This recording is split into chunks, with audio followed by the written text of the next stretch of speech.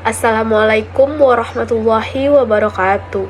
Perkenalkan, nama saya Vela Putri Aprilia dengan NIM akhiran 179. Saya mahasiswa jurusan PGMI Universitas Islam Negeri Imam Bonjol Padang. Baik, pada kesempatan kali ini saya akan memaparkan hasil proposal penelitian saya yang berjudul Penerapan Metode Suku Kata Syllabic Method dalam meningkatkan kemampuan membaca permulaan siswa kelas 1 SDN 06 Kota Gadang Gugu. Bab 1, latar belakang. Yang pertama yaitu pentingnya variabel Y, kemampuan membaca permulaan yang merupakan fondasi literasi dasar bagi siswa untuk menentukan keberhasilan pembelajaran yang mendukung 4 keterampilan. Yang dimana masalah ini terjadi karena banyaknya siswa kelas 1 yang belum lancar membaca dan mengalami kesulitan mengenal huruf, yang mana disebabkan oleh penggunaan metode konvensional oleh guru dalam pembelajaran, yang mana berakibat siswa tertinggal dalam pembelajaran dan kurang percaya diri. Solusinya yaitu dengan menetapkan penggunaan metode suku kata, yang mana alasan analisis penelitian ini dilatar belakangi oleh karena belum banyaknya penelitian yang belum mengkaji tentang faktor lingkungan dan perlunya kajian mendalam tentang penggunaan metode ini. Penegasannya yaitu penelitian ini penting untuk mengevaluasi kembali efektivitas metode suku kata. Selanjutnya, identifikasi masalah. Adapun masalah yang saya temukan, yang pertama, banyaknya siswa yang mengalami hambatan membaca permulaan. Yang kedua, pembelajaran yang belum mendorong partisipasi peserta didik. Yang ketiga, yaitu metode pembelajaran yang belum optimal. Dan yang keempat, hambatan berdampak pada prestasi akademik siswa. Batasan masalah. Penelitian ini difokuskan pada penggunaan metode suku kata pada siswa kelas 1 SDN 06 Kota Gadang Gugu. Penelitian ini bersifat terbatas pada satu sekolah dan satu metode, yaitu agar hasilnya lebih terfokus dan mendalam. Yaitu rumusan masalah. Rumusan masalah yang diajukan adalah bagaimanakah penerapan metode suku kata dalam meningkatkan kemampuan membaca permulaan siswa kelas 1. Sedangkan tujuannya adalah untuk mengetahui sejauh mana efektivitas metode ini dalam membantu siswa belajar membaca, yaitu manfaat penelitian.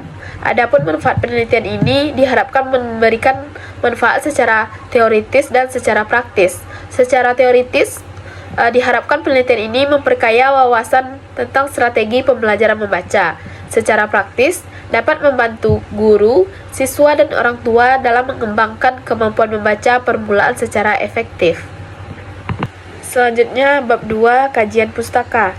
Yang pertama, landasan teori, yaitu hasil belajar berasal dari pengetahuan, keterampilan, dan sikap. Yang kedua, pembelajaran bahasa Indonesia, seperti menyimak, berbicara, membaca, dan menulis. Ketiga, yaitu capaian belajar, yang mencakup sikap, pengetahuan, dan keterampilan. Adapun penelitian yang relevan dengan penelitian ini yaitu yang pertama, Suyadi dan Sari mengatakan bahwa metode suku kata meningkatkan keterampilan membaca permulaan. Yang kedua, penelitian oleh Hidayah, yang mana dalam penelitian ini metode suku kata dikatakan efektif di SDN Kaliwates Lamongan. Yang ketiga, penelitian oleh Jawad dan teman-teman, yang mana mengatakan bahwa metode suku kata ini signifikan meningkatkan kemampuan membaca siswa pada kelas 1. Adapun kesamaan penelitian saya dengan penelitian terdahulu yaitu fokus pada metode suku kata. Perbedaannya yaitu lokasi, desain, dan subjek penelitian. Jenis dan desain penelitian. Jenis penelitian yang saya gunakan yaitu kuasi eksperimen dengan desain pretest post-test control group, yang mana artinya saya membandingkan dua kelompok. Yang pertama, satu kelompok eksperimen yang diberi metode suku kata dan satu kelompok kontrol yang belajar seperti biasa. Populasi dan sampel. Populasi penelitian saya adalah seluruh siswa kelas 1 di SDN 06 Kota Gadang Gugu sebanyak 30 orang. Saya menggunakan teknik total sampling dan membagi mereka menjadi dua kelompok, yang mana sudah terdapat kelas 1A sebagai kelompok eksperimen dan kelas 1B sebagai kelompok kontrol. Variabel penelitian. Adapun pada penelitian saya ini terdapat 3 variabel. Yang pertama yaitu variabel bebas, yaitu metode suku kata. Yang kedua, variabel terikat, yaitu kemampuan membaca permulaan. Yang ketiga yaitu variabel kontrol, yaitu motivasi belajar siswa. Instrumen pengumpulan data. Data dikumpulkan melalui tes membaca pretest dan posttest, di mana disertakan dengan dokumentasi seperti foto kegiatan, RPP, dan daftar hadir. Penilaian dilakukan berdasarkan indikator membaca permulaan. Teknik analisis data. Adapun saya menganalisis data menggunakan yang pertama, uji normalitas dan homogenitas untuk mencek apakah distribusi data pretest dan posttest memiliki distribusi yang normal. Yang kedua, uji T atau Independent Sample Test, yang mana berfungsi sebagai untuk menguji selisih nilai tengah antara dua kelompok yang tidak homogen yang saling berkaitan. Yang ketiga, uji N-GAN, digunakan untuk mengukur sejauh mana peningkatan hasil belajar yang dicapai setelah diberikannya perlakuan. Prosedur penelitian yang pertama yaitu tahap persiapan. Pada tahap awal ini, peneliti melaksanakan studi pendahuluan untuk memperoleh gambaran umum mengenai kemampuan membaca permulaan peserta didik kelas 1 di SDN 06 Kota Gadang Gugu. Yang kedua, yaitu penetapan subjek sampel. Populasi dalam penelitian ini yaitu seluruh siswa kelas 1 SDN 06 Kota Gadang Gugu yang berjumlah 30 orang. Teknik pengambilan sampel yaitu menggunakan pendekatan total sampling, karena keseluruh populasi memungkinkan untuk dijadikan sampel. Tahap yang ketiga yaitu pelaksanaan pretest. Sebelum perlakuan diberikan, seluruh subjek penelitian dari kedua kelompok menjalani pretest, yaitu tujuannya untuk mengetahui kemampuan awal siswa dalam membaca permulaan. Tahap selanjutnya yaitu pemberian perlakuan. Setelah pretest dilakukan, kelompok eksperimen diberikan perlakuan berupa pembelajaran membaca permulaan dengan menggunakan metode suku kata, sedangkan kelompok kontrol menggunakan dengan metode konvensional. Tahap selanjutnya yaitu pelaksanaan posttest. Setelah dilakukannya perlakuan, kedua kelompok kembali diberikan posttest untuk mengukur perkembangan kemampuan membaca permulaan. Instrumen posttest dirancang dengan tingkat kesulitan yang setara dengan pretest, sehingga memungkinkan dilakukannya perbandingan hasil antara sebelum dan sesudah perlakuan. Tahap selanjutnya yaitu pengumpulan data pendukung. Selain melalui tes, data pendukung dikumpulkan menggunakan teknik dokumentasi seperti RPP, daftar hadir siswa, dan foto-foto kegiatan pembelajaran. Selanjutnya yaitu tahap analisis data. Data yang diperoleh dianalisis secara kuantitatif dengan menggunakan uji statistik. Yang pertama, uji normalitas untuk menguji distribusi data. Yang kedua, uji homogenitas untuk mengetahui kesamaan varian antara kedua kelompok. Yang ketiga yaitu uji T untuk mengetahui perbedaan hasil posttest kelompok eksperimen dan kelompok kontrol.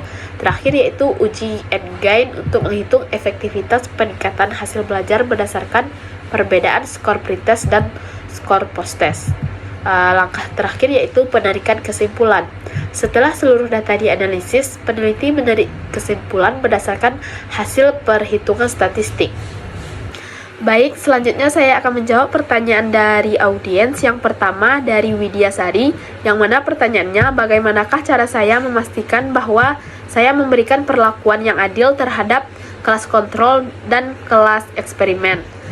Cara saya memastikan perlakuan yang saya lakukan atau saya berikan kepada kelompok eksperimen dan kontrol, yaitu saya melakukannya dengan cara yang pertama, menggunakan sampel yang setara melalui teknik total sampling, yang mana saya memberikan durasi dan kondisi pembelajaran yang sama pada kedua kelompok.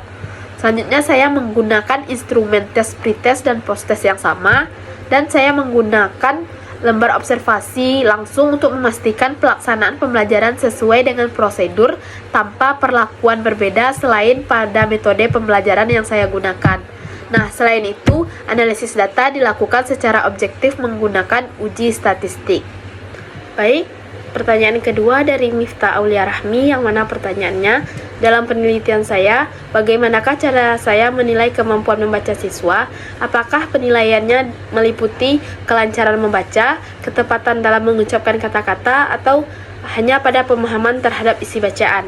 Nah, jawabannya dalam penelitian ini, kemampuan membaca siswa dinilai menggunakan tes membaca lisan yang terdiri dari 3 bagian, yaitu yang pertama mengenal huruf dan suku kata, yang kedua membaca kata sederhana, dan yang ketiga membaca kalimat sederhana.